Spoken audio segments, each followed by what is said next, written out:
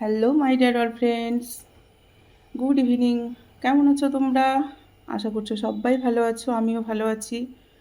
বন্ধুরা, সকালবেলার থেকে আজ একটা ভিডিও শ্যুট করেছিলাম, খুব ছোট্ট ভিডিও, সেটাই তোমাদের সঙ্গে শেয়ার করলাম।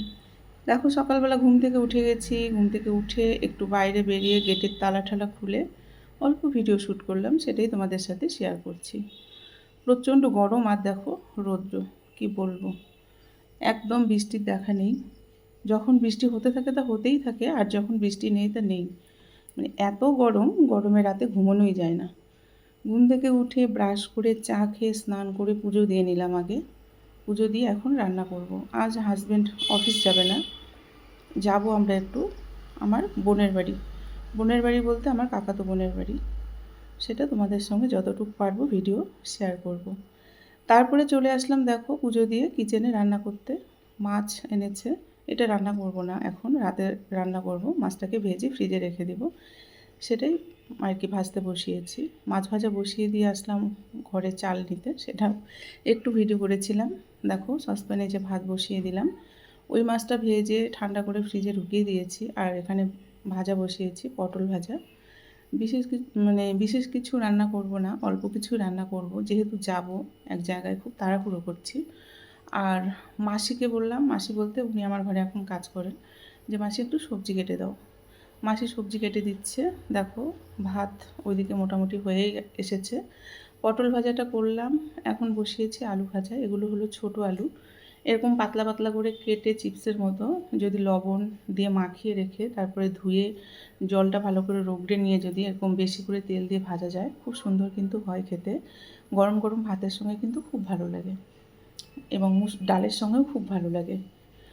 যাই হোক, এই আলুটা ভাজা করছি। সব রান্না তোমাদের সঙ্গে শেয়ার করব না, যতটুকু পারি আর কি শেয়ার করব। তাহলে তোমরা আমার সঙ্গে থাকো আর ভিডিওটি দেখো।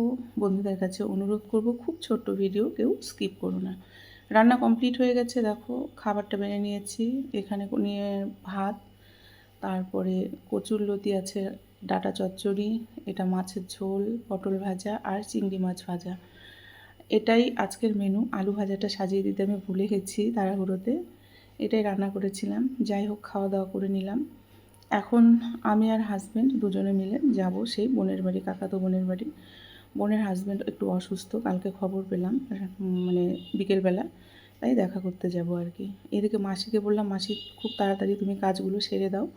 মাসি কাজ করে দিচ্ছে, মাসির কাজ মোটামুটি কমপ্লিট হয়ে গেছে। এই দেখো মাসি ঘর মুছছে আর কি, ঘর মোছা কমপ্লিট হয়ে গেছে, ঘর মুছে বেরোচ্ছে। মাসির কাজ হয়ে গেলে আমি রেডি হয়ে বেরোবো। মেয়েকে নিব না, মেয়ে বাড়িতে থাকবে একাই। মানে 2-3 ঘন্টার জন্য যাব, তো খুব তাড়াতাড়ি চলে আসবো। ওকে বলছি তুই গেটে টেটে তালা দিয়ে একাই থাকবি।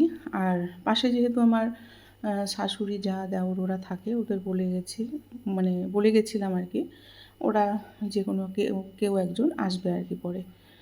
তারপরে দেখো রেডি হচ্ছি, এত গরম কি বলবো, মানে খুব ঘেমে যাচ্ছি রেডি হতে গিয়ে। দুটো ফ্যান চালিয়ে দিয়েছি, একটা স্ট্যান্ড ফ্যান, উপরে একটা সিলিং ফ্যান চলছে। দেখো জানালা দিয়ে ঘরে কত রৌদ্র এসেছে।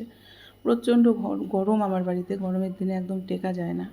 মাথায় শ্যাম্পু করেছিলাম, চুলগুলো আঁচড়াতে মানে খুব হচ্ছে, চুলগুলো সব একটার সঙ্গে একটা আটকে গেছে। তারপরে দেখো রেডি হয়ে গেছি, রেডি হয়ে বেরোচ্ছি। আমি আর আমার হাজব্যান্ড দুজনেই যাব। এখন দেখো যাচ্ছি,